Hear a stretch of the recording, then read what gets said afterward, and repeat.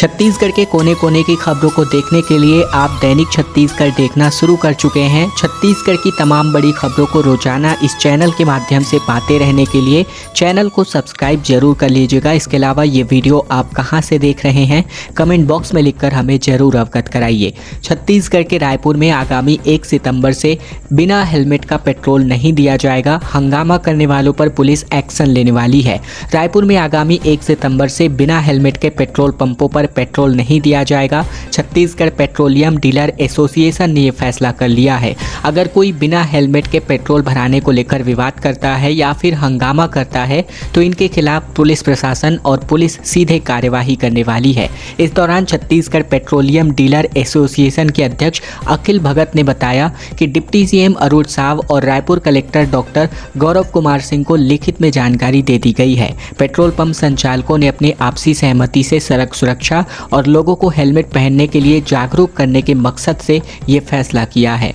छत्तीसगढ़ के 23 रेलवे स्टेशनों पर अब एक बार फिर से एक्सप्रेस ट्रेनों का ठहराव होने वाला है। तो खनसाहू ने कहा कि ट्रेनों का स्टॉपेज छत्तीसगढ़ की जनता को तोहफा है। छत्तीसगढ़ के रेल यात्रियों के लिए एक अच्छी खबर है। बिलासपुर रेलवे मंडल के द्वारा प्रदेश के 23 स्टेशनों पर एक्सप्रेस ट्रेनों का ठहराव अब एक बार फिर से शुरू होने वाला है। कोरोना काल में इन स्टेशनों पर इन ट्रेनों का ठहराव बंद कर दिया गया था। तब से लेकर स्थानीय निवासी स्टॉपेज बहाली की मांग कर रहे थे, जबकि केंद्रीय राज्य मंत्री साहू ने इस मामले में रेल मंत्री से मुलाकात की पहल की थी। केंद्रीय राज्य मंत्री साहू ने कहा कि ये छत्तीसगढ़ की जनता को तोहफा है। हर क्षेत्रों को बेहतर रेल सुविधा के लिए प्रयास जारी रहेगा।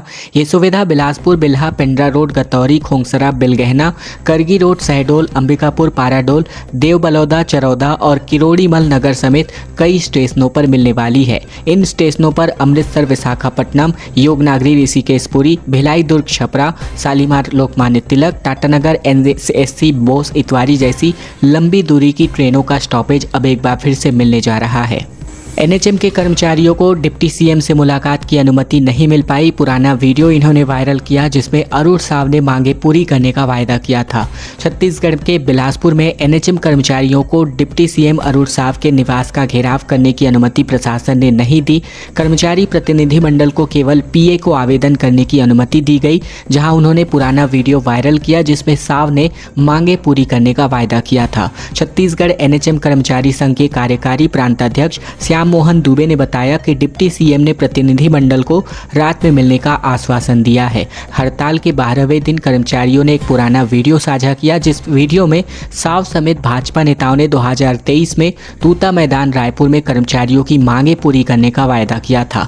हड़ताल के कारण जिला अस्पताल, सभी पीएचसी और CHC, health centre, sub centre, mental hospital और मुख्य चिकित्सा एवं स्वास्थ्य अधिकारी कार्यालय का काम प्रभावित हुआ। कौनहेर उद्यान में धरना प्रदर्शन शुरू करने से पहले कर्मचारियों ने संविदा स्वास्थ्य कर्मचारी अमित अमरदीप मरकाम की आकस्मिक मौत पर इनको श्रद्धांजलि दी। बलौदा बाजार में एक भीषण हादसा हो गया, जहां पेट्रोल टैंकर पलटने की वजह से भीषण आग लग गई और विस्फोट हो गया। छत्तीसगढ़ के बलौदा बाजार जिले के पलारी ब्लॉक में शुक्रवार को दोपहर एक पेट्रोल टैंकर पलटने की वजह से भीषण आग लग गई। बाइक को बचाने के चक्कर में यह हादसा हुआ। ड्राइवर और बाइक सवार घायल हैं, जिन्हें इलाज के लिए भर्ती कराया गया। वहीं मौके पर पहुंचे दमकल की टीम ने आग पर काबू पा लिया है।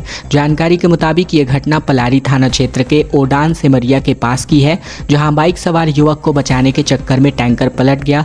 किसी तरह से ड्राइवर कूद गया। वहीं हादसे में बाइक सवार युवक भी घायल हो गया और इधर टैंकर के पलटते ही जोरदार विस्फोट हो गया और आग लग गई। आग की लपटें इतनी भयंकर उठी कि मीलों दूर तक धुआं दिखाई दे रहा था। कोरबा में 52 हाथियों का झुंड खेतों में घुस गया, जहां वीडियो वायरल हुआ। जमकर ग्रामीणों ने पटाखे और आग जलाकर इसको भगाया। 50 किसानों की फसलों को नुकसान पहुंचाया। छत्तीसगढ़ के कोरबा जिले में हाथियों के एक बड़े झुंड ने किसानों की फसल को काफी नुकसान पहुंचाया है। वन मंडल कटघोरा में 52 हाथियों का झुंड पिछले कुछ दिनों से विचरण कर रहा है। इनमें 44 हाथी खेतों में पहुंच गए। ग्रामीणों ने हाथियों को भगाने के लिए पटाखे फोड़े और आग जलाई। इसके बाद हाथियों का झुंड खेतों से निकलकर सड़क पार करके जंगल की ओर भाग गया। वर्तमान में 44 हाथी कोरबा कोरबा के आसपास और 8 हाथी पसान रेंज में घूम रहे हैं। स्थानीय लोगों के मुताबिक झुंड में नन्हे सावक होने के कारण हाथी गांव के आसपास नहीं जा रहे हैं। हाथियों का झुंड दिन में साली पहाड़ पर रहता है और शाम होते ही भोजन की तलाश में खेतों तक पहुंच जा रहा है। बांगो बांध का डुबान क्षेत्र नज़दीक होने के कारण हाथी क्षेत्र इस क्षेत्र में जो है हाथी अधिक समय बिता रहे हैं। फेस्टिव सीजन में छत्तीसगढ़ के 4 पूजा स्पेशल ट्रेनों को चलाने की अनुमति दी गई है। एमपी, यूपी, दिल्ली, हरियाणा जाने वाले यात्रियों को थोड़ी बहुत राहत मिल सकती है। भारतीय रेलवे ने त्योहारों में इस बार 150 पूजा स्पेशल ट्रेनों चलाने का फैसला किया है, जहां दक्षिण पूर्व मध्य रेलवे से बिलासपुर, रायपुर और पश्चिम मध्य रेलवे से भोपाल, कोटा और जैसे बड़े स्टेशनों को जोड़ते हुए ये विशेष ट्रेनें चलाई जाएंगी। दक्षिण पूर्व मध्य रेलवे बिलासपुर जोन से दुर्गा पूजा, दीपावली और छठ पर्व पर यात्रियों की सुविधा के लिए 4 पूजा स्पेशल ट्रेनों के 30 फेरों को चलाने जा रहे हैं। इसके अलावा 31 अगस्त से लेकर 15 सितंबर तक छत्तीसगढ़ से होकर गुजरने वाली 30 ट्रेनों को कैंसिल किया गया है। 6 गाड़ियों के रूट बदल दिए गए हैं, जबकि 5 ट्रेनों को शॉर्ट टर्मिनेट किया गया है। 16 दिन तक ट्रेन कैंसिल रखने की वजह से पश्चिम बंगाल, बिहार, मध्य प्रदेश, गुजरात, राजस्थान, महाराष्ट्र, गोवा जाने वाले यात्रियों की परेशानियां बढ़ सकती हैं, जहां यात्रियों को होने वाली दिक्कतों के लिए कोई वैकल्पिक व्यवस्था का इंतजाम नहीं किया गया है।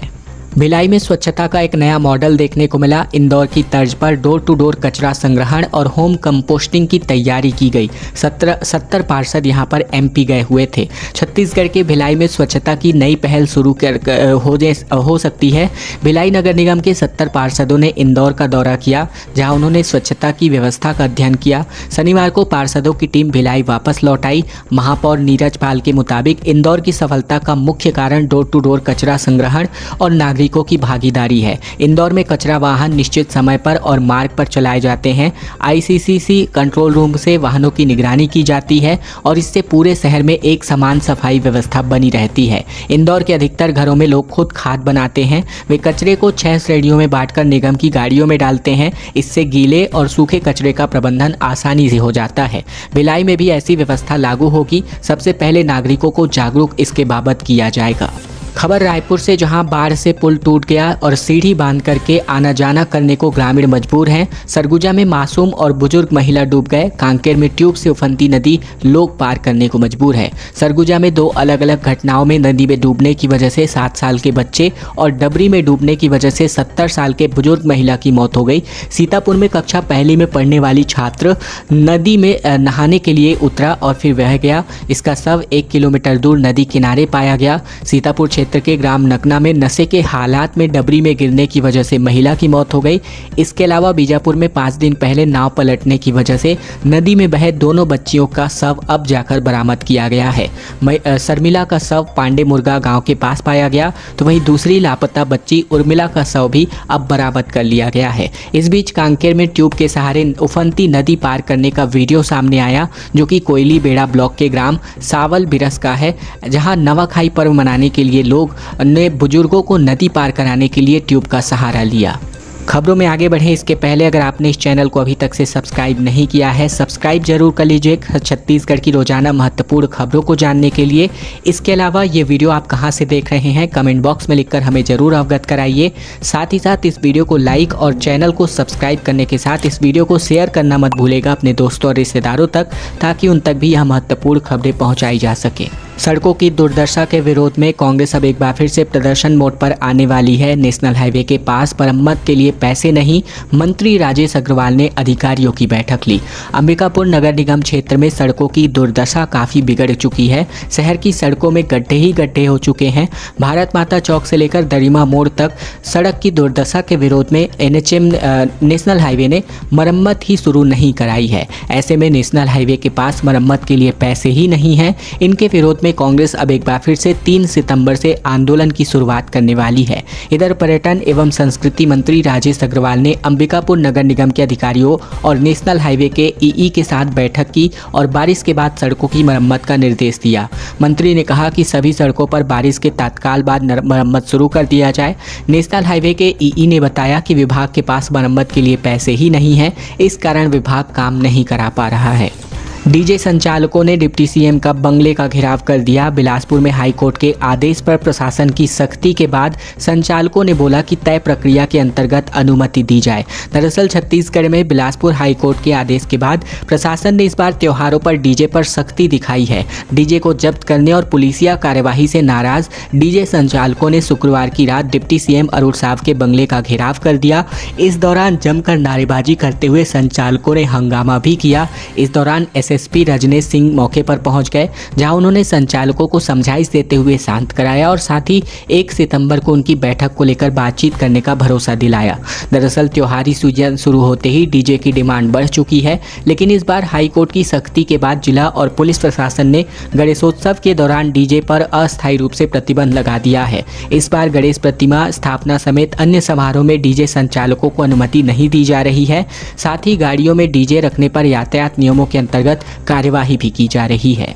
रात होते ही बालोद में भालू की दस्तक की वजह से ग्रामीणों ने कहा कि वृद्ध भालू देख करके खेत और खलिहान और बाड़ी में घूमता जाता है भोजन की तलाश में। वन विभाग ने कहा कि अलर्ट रहें। छत्तीसगढ़ के बालोद जिले के गुरूर ब्लॉक के ग्राम में नारा गांव में एक भालू पिछले 1 साल से रात के अंधेरे में नजर आ रहा है।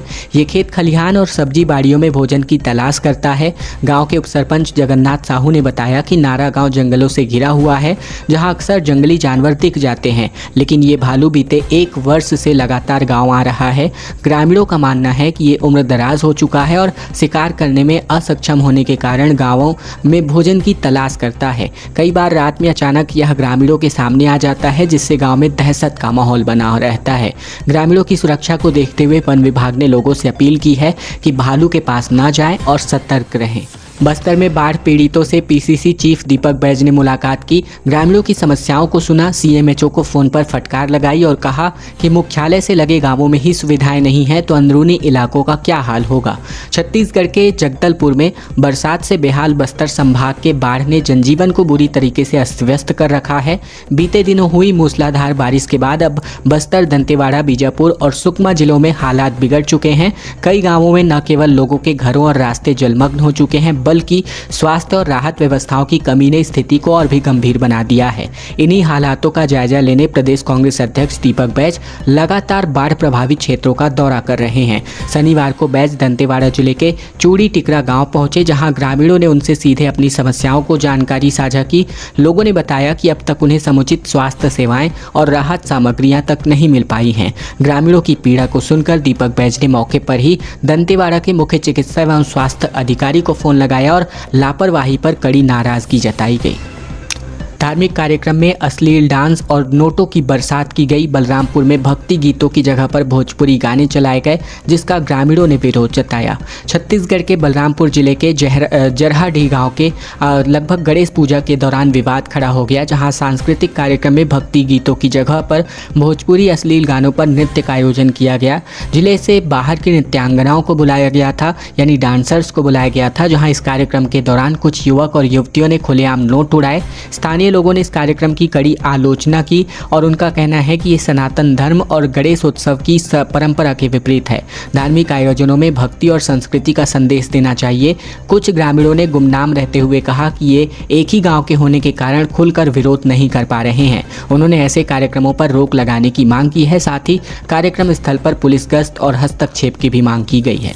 रमन सिंह ने कहा कि 14 मंत्रियों की व्यवस्था सालों से चली आ रही है। कहा हाई कोर्ट में कोई भी जा रहा है तो वह अपने हक का इस्तेमाल कर सकता है। छत्तीसगढ़ में 14 मंत्रियों के गठन को लेकर मचा सियासी घमासान जारी है। इस बीच विधानसभा अध्यक्ष डॉक्टर रमन सिंह ने बड़ा बयान जारी किया है। इन्होंने कहा कि इस मामले में अब जो लोग बोल रहे हैं उन्हें न्यायालय पर पूरा भरोसा रखना चाहिए।